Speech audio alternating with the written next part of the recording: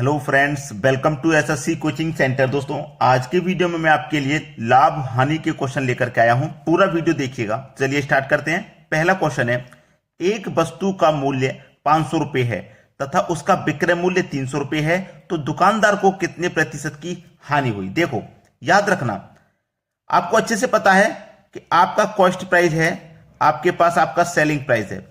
Cost price वस्तु का कितना है? 500 रुपए है, ठीक है, और सेलिंग प्राइस दिया गया है 300 रुपए। यानी कि आप अच्छे से अंदाजा लगाइए कि जब 500 रुपए की चीज को आप 300 रुपए में बेचोगे, खरीद के लाए हो 500 रुपए की और बेचना पड़ रहा है 300 रुपए में, तो 200 रुपए का नुकसान होगा कि नहीं होगा? होगा कि नहीं होगा? नुकसान 200 रुपए का हो जाएगा। अब यहां पे नुकसान सीधा सीधा हमें पता चल गया कि हानि हो रही है, तो हानि प्रतिशत हो चाहे लाभ प्रतिशत हो, हमेशा कॉस्ट प्राइस पर निकलता है। तो कॉस्ट प्राइस को हमेशा बटे में रखते हैं और प्रतिशत के लिए 100 से मल्टीप्लाई करते हैं। तो देखिएगा, 2 जीरो से मैं यहां ये 2 जीरो कटा दूंगा और 5 से कटाऊंगा इसको, 5 चौके 20 और एक ही जीरो आ जाएगा, यानी कि 40। तो हमारे पास माइनस आने का मतलब क्या है? 40% की हानि हो रही है। 40% की, डी ऑप्शन बिल्कुल सही है। अब एक हानि प्रतिशत वाला जो फॉर्मूला होता है आप उससे कर लीजिए। हानि प्रतिशत वाला फॉर्मूला भी मैं आपको बता देता हूं। हानि प्रतिशत वाला फॉर्मूला, हानि लिखेंगे, ठीक है, बटे में आ जाइए, क्रय मूल्य इंटू 100, ठीक है। चलो, हानि मेरे पास कितनी की हो रही है? 500 की चीज को 300 में बेच रहे हैं, 200 की हानि हो रही है, तो ऊपर मैं 200 लिख लूंगा, बटे में क्रय मूल्य लिख लूंगा, इंटू 100 कर दूंगा। तो बिल्कुल वैसा ही तो है। ऊपर मैंने हानि लिखा, बटे में क्रय मूल्य लिखा, गुने 100 कर दिया, ऐसे ही तो है। लेकिन बहुत सारे बच्चे फॉर्मूले याद रखते हैं, डायरेक्ट करोगे तो जल्दी हो जाएगा। 2 जीरो से सीधा 2 जीरो कटा और 5 से कट जाएगा, 40 बार में 40% की हानि हो जाएगी। क्लियर है ना सभी को? चलिए अब देखते हैं अगला प्रश्न। अगला प्रश्न है, एक वस्तु को 200 रुपए में बेचने पर 20% की हानि होती है, तो घड़ी का क्रय मूल्य कितना है? देखो, मैं आपको बता देता हूं कि घड़ी का जो भी क्रय मूल्य हो, कोई भी वस्तु का कोई भी मूल्य हो, वो अपने आप में 100% होता है। यह बात आपको अच्छे से मालूम है, ठीक है। चाहे कोई चीज कितने भी रुपए की हो, वो अपने आप में 100% मान रखती है, ठीक है। एक वस्तु को 200 रुपए में बेचने पर हानि कितनी की हुई? 20% की। यानी कि 100% की चीज को हमने 20% की हानि पर बेचा, 20% की हानि पर बेचा है, तो इसका मतलब हमने पैसा उससे कितने परसेंट का लिया है? 80% का लिया है। पूरे 100% का अगर लेते तो हमें ना फायदा होता ना ही नुकसान, लेकिन हमने 80% का पैसा लिया तो हमें 20% का हानि हो गया, नुकसान हो गया। 80% में इसका मतलब हमने वो वस्तु बेची है, 80% में बेची है, और रुपए में कितने में बेची है? 200 रुपए में। इसका मतलब 80% की जो वैल्यू है वो 200 रुपए के बराबर है।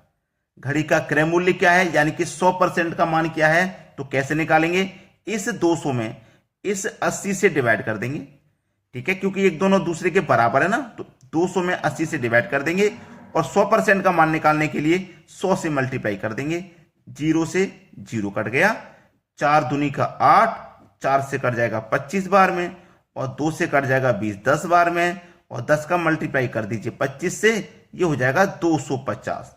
तो क्रय मूल्य क्या रहेगा? 250 रुपए रहेगा। 250 रुपए सी ऑप्शन प्रश्न का बिल्कुल सही जवाब है।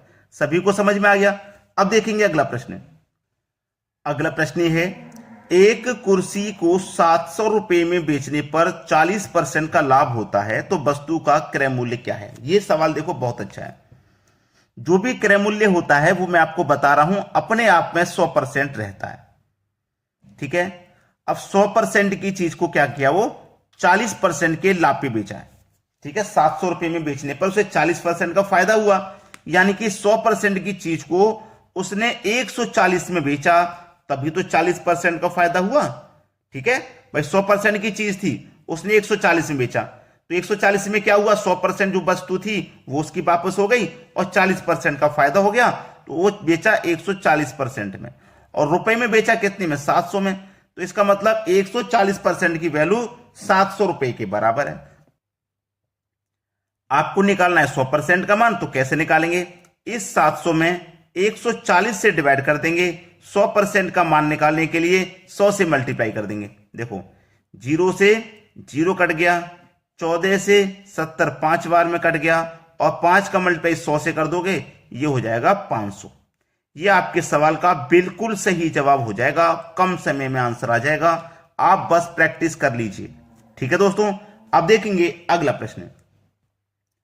अगला प्रश्न है, एक साइकिल को 800 रुपए में बेचने पर 20% की हानि होती है, वह उसे किस मूल्य पर बेचे कि उसे 20% का लाभ हो जाए। देखो, कोई भी वस्तु अपने आप में 100% रहती है, यह बात आप अच्छे से जान चुके हो। उसने बोला है साइकिल को 800 रुपए में बेचने पर 20% की हानि हुई, यानी कि हमने ये 100% की चीज को 20% की हानि पर बेचा, तो इसका मतलब कितने में बेचा, 80% में बेचा है, और रुपए में बेचा 800 रुपए में, यानी कि 80% की वैल्यू 800 रुपए के बराबर है।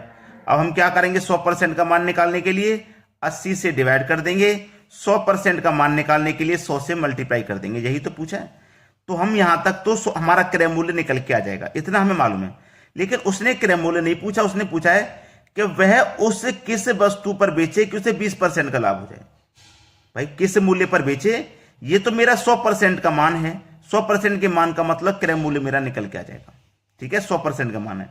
अब 100% की चीज पर मुझे 20% का लाभ चाहिए, तो 120 में बेचूंगा। तो देखो, ये तो मेरा 100% का मान निकल के आ जाएगा क्रय मूल्य। अब मुझे 20% का लाभ के लिए 100% की चीज को 120 में बेचना पड़ेगा, तो 120% का मतलब बटे में 100, यहीं पे निकाल लीजिए।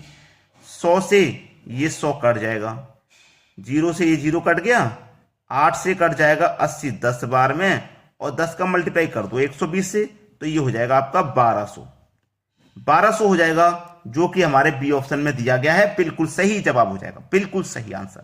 क्लियर है ना। अब देखते हैं अगला प्रश्न। अगला प्रश्न, किसी वस्तु को 5% हानि पर बेचने की अपेक्षा 10% लाभ पर बेचा जाए तो दुकानदार को 75 रुपए अधिक मिलते हैं, वस्तु का क्रय मूल्य कितना है। देखिए, ऐसा प्रश्न बच्चों को बहुत कठिन लगता है। जो नया नया तैयारी करना चालू किए हैं बच्चे, उनको तो बहुत ज्यादा हार्ड लगता है, लेकिन मैं आपको बता दूं बहुत इजी है। 2 तरीके से मैं इसको करना बता रहा हूं। देखिए, पहला तरीका तो यह है कि जो रुपए वाली वैल्यू आपको दी गई ना, जो भी रुपए में दिया गया है, 75 रुपए दिया गया है ना, उसे लिख लीजिए। ठीक है, लिख लिया, 75 रुपए दिया गया। एक तरफ हानि है, एक तरफ लाभ है, दोनों को जोड़ लेते हैं। एक तरफ हानि होती है, एक तरफ लाभ। अगर हानि हानि होगा तो घटाएंगे, लाभ लाभ होगा तो भी घटाएंगे, लेकिन एक जगह हानि होगा, एक जगह लाभ होगा, दोनों को जोड़ लेंगे, तो 10 और 5 15। ठीक है, गुने 100 कर दीजिए। चलो, 15 5 75, 5 का 100 से मल्टीप्लाई, ये हो जाएगा 500। सवाल यही खत्म, आंसर आ गया 500। मैंने बोला था कि 2 तरीके से कराऊंगा। दूसरा तरीका क्या है, देखो, 5% हानि की अपेक्षा 10% लाभ पर बेची जा रही है कोई चीज। ठीक है, 5% लाभ हानि की अपेक्षा 5% हानि की अपेक्षा 10% लाभ पर बेची जा रही है। 5% हानि की अपेक्षा उसको बेचा गया 10% के लाभ पर। 5% की हानि की अपेक्षा उसको हम 10% के लाभ पर बेचें। ठीक है, अब देखो, 5% की हानि की अपेक्षा यानी कि कोई चीज अपने आप में 100% होगी, और 5% हानि में बेचेंगे, इसका मतलब 95% में बेचेंगे। यहां पे भी कोई चीज अपने आप में 100% होगी, दूसरी उससे हम 10% लाभ पे बेचेंगे, तो 100 की चीज को 10 के लाभ पे बेचेंगे, मतलब 110% में बेचेंगे। यहां बेच रहे थे 95 में, यहां बेच रहे हैं 110 में। कितने का फायदा हो रहा है परसेंट में? 15% का फायदा हो रहा है। और रुपए में देखो कितने रुपए अधिक मिल रहे हैं, 75 रुपए अधिक मिल रहे हैं। यहां 15% अधिक देना पड़ रहा है, यहां 75 रुपए अधिक देने पड़ रहे हैं, दोनों आपस में बराबर हो गए। तो क्या करेंगे, इस 75 इसमें 15 से डिवाइड कर देंगे, और 100% का मान निकालेंगे, 100 से मल्टीप्लाई। क्रय मूल्य मतलब 100% का मान, तो 100 से मल्टीप्लाई कर देंगे। 15 से 75 5 बार में, 5 का मल्टीप्लाई 100 से कर दो, आंसर आ गया आपका, आंसर 500। क्लियर है ना। दोनों तरीके से कर चुके आप, यानी कि सी ऑप्शन सही निकल के आ गया। कैसे भी करोगे आंसर आ गया। अब देखते हैं अगला सवाल। अगला प्रश्न है, 150 रुपए में दूध खरीदा गया, उसे कितने रुपए में बेचा जाए कि 20% लाभ हो। बेहतरीन सवाल है। अगर इसे गोल गोल घुमाओगे इस सवाल को, तो आंसर नहीं ला पाओगे। बस जो दिया गया है वही वैल्यू रख दोगे, समझ के आंसर आ जाएगा।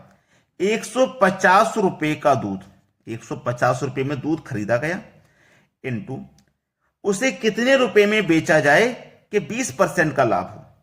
भाई ये खरीदा गया है तो ये कॉस्ट प्राइस है, और 20% का लाभ चाहिए, तो 100% की चीज को हम 20% जोड़ के बेचेंगे, 120 में बेचेंगे, तभी तो 20 का लाभ हो जाएगा। तो 120 में बेचेंगे 100% की चीज को, ठीक है। और परसेंट का मतलब बटे में 100। अब देखो, जीरो से ये जीरो गया और ये जीरो से ये जीरो गया, 12 15 का गुना कर दो, ठीक है। 15 दुने का 30 का जीरो कैरी का 3, 15 एकम 15 और कैरी का 3 18, यानी कि 180 रुपए। सवाल यहीं खत्म हो जाएगा। बी ऑप्शन बिल्कुल सही है। आपने अगर लाइक नहीं किया वीडियो को तो लाइक कर दीजिए, और शेयर नहीं किया तो शेयर कर दीजिए, इतना काम जरूर कर दिया करो, ठीक है दोस्तों। धन्यवाद।